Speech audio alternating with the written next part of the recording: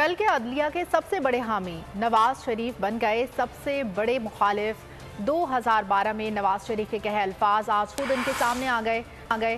اس وقت نواز شریف بطور opposition leader سوال کرتے پھر رہے تھے کہ یہ سب کچھ کیوں ہو رہا ہے، اس کے پیچھے جو بندہ ہے وہ پاکستان کے بارے میں کیوں نہیں سوچ رہا۔ نواز شریف نے تو یہ بھی کہا تھا کہ عدالتی احکامات پر عمل درآمد نہ کرنے والے ایک تو کیا 10 وزیر اعظم بھی نااہل ہونے چاہیے۔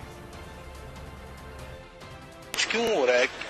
آخر اس کے پیچھے جو بندہ ہے وہ کیوں نہیں سوچتا؟ وہ پاکستان کے بارے میں کیوں نہیں سوچتا؟ وہ ملک کے اندر جمہوریت کے بارے میں کیوں نہیں سوچتا؟ وہ ایک اچھی روایات کو جو ہے وہ یہاں پہ پاکستان میں بجائے اس کے کہ وہ قائم کرتا ہے، بڑی گندی روایات کو انہوں نے قائم کیا۔ آخر یہ کہاں تک یہ معاملہ لے کے جائیں گے؟ کتنے وزیر اعظم جو ہے وہ اس کی بھینٹ چڑھیں گے؟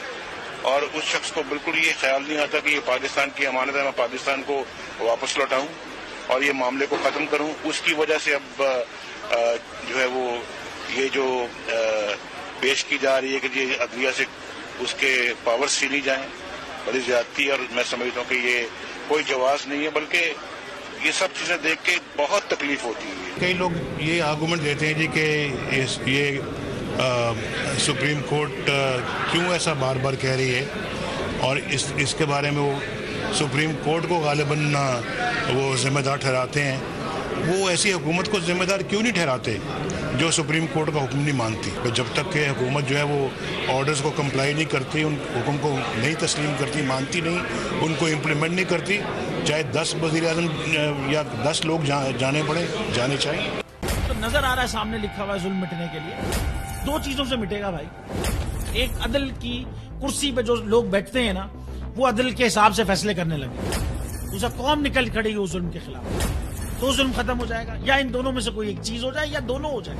اگر 420 کا مقدمہ تھا، اس وقت عدلیہ میں جو لوگ بیٹھے ہوئے کیس دیکھ رہے تھے وہ پوچھتے نا یار چیٹ ہوا کون ہے؟ جب ان کو دکھتا کوئی چیٹ نہیں ہوا، کیس ختم کر دیتے۔ تو ظالم ظلم کر ہی نہیں پاتا۔ 9 ججز نے نوٹ بیفور کیا میرے کیس کو، یار 1.5 سال چلا، شخصی ضمانت کا کیس، سیم کیس اسلام آباد میں کر دیا۔ ایک ہی الزام پہ 2 کیس ہو نہیں سکتے بھائی، مطلب 60 دن کا وقت ہوتا ہے، 102 دن کے بعد میں جیت گیا، کیس بری ہو گیا، 102 دن کے بعد اپیل فائل کی، ایکسپٹ کر لی، نہیں کرتے نا ایکسپٹ، ختم ہو جاتا نا ظلم یار۔ بھری عدالت میں مجھے بری کر دیا، پھر پتہ نہیں کیا ہوا 2.5 گھنٹے بعد کا نوٹ بیفور، میں نہیں سنتا یہ کیس، کھڑے رہتے اپنے فیصلے پہ، مٹ جاتا ظلم۔ اللہ تعالیٰ نے بٹھایا ان کرسیوں پہ ان کو یار، یہ اللہ تعالیٰ کی طرف سے فیصلے کرنے ہیں، تو یا تو یہ فیصلے آئیں گے ظلم مٹ جائے گا، یا قوم کھڑی ہو جائے گی ظلم کے خلاف۔